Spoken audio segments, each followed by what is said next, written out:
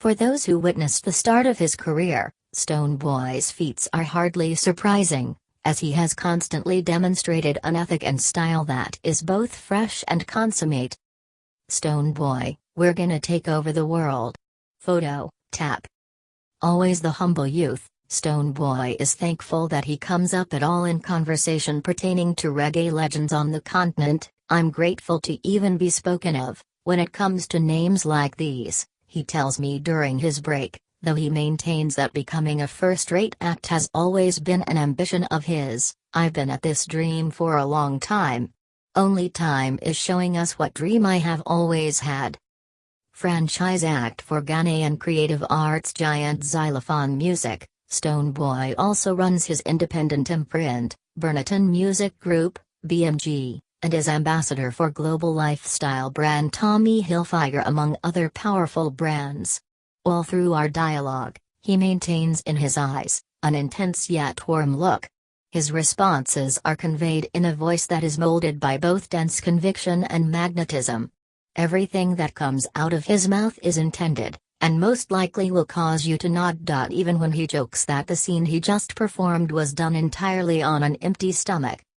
By illustrating superior spirit and drive, this humble ghetto youth has now grown to wield immense influence over fellow youth all over the country, especially those treading the specific streets which once served as setting for his own search for greener pastures. Just last September, a concert he held in honor of the inner city attracted a crowd of over 50,000 strong. A 2015 UN report estimates that some 226 million people aged 15-24 live in Africa, accounting for 19% of the global youth population. This number is expected to shoot up to 42% by 2030. With the continent being the only region with a youth populace that hasn't peaked yet, much of development rests in the energies of young men and women waking the streets of Ashaiman and other such towns all around the continent. The creative arts are, without question, pivotal towards reducing unemployment rates afflicting the youth. Though still not fully explored, the industry already employs millions across Africa, and serves as reference for the new wave of portraits of success. Ambassador to the youth, me never force it, he sings on Pepperdam, fully embracing this new role that his success has bestowed him with. Representing for the youth is key for me. I am one, I have to be one to represent. They, the youth, chose me, and I pray to keep living my life and making them understand what message I send across as a ministry. Whereas being a youth on the continent proves an especially mighty hurdle to surmount, Stonebwoy is confident that ultimately, opportunities exist for all, if only they're willing to trust the process. Be strong-minded.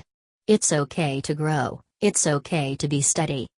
The darling of his Jamaican counterparts, Morgan Heritage, Terrace Riley, Sizzla, Chronixx among others whom he frequently refers to as his brothers during our chat, Stonebwoy observes their mutual admiration for his craft, and how fittingly he represents the movement back on the motherland, as well as an unforced camaraderie when they meet, often enhanced by social media, we are all still discovering. With the help of social media, we can all read and learn about each other's endeavors. When you, finally, meet somebody who is in that line, you can click.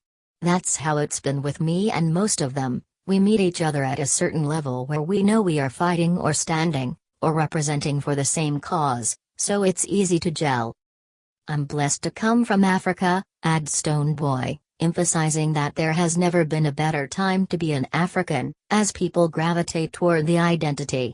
It's easy to find an African who can speak several other languages and relate to other people and sell their Africanness to them, than other people speaking African languages to sell their original ethnicities to us, he further explains. Stonebwoy leads the pack in reggae, dancehall on the continent, but he's just as prominent in the field of African pop. Indeed, quite a number of his most known submissions have arrived as pop. Master of it all, he proclaims of himself, and his ability to blend his influences. Epistles of Mama is a 24-track twin CD divided equally into reggae and pop sections.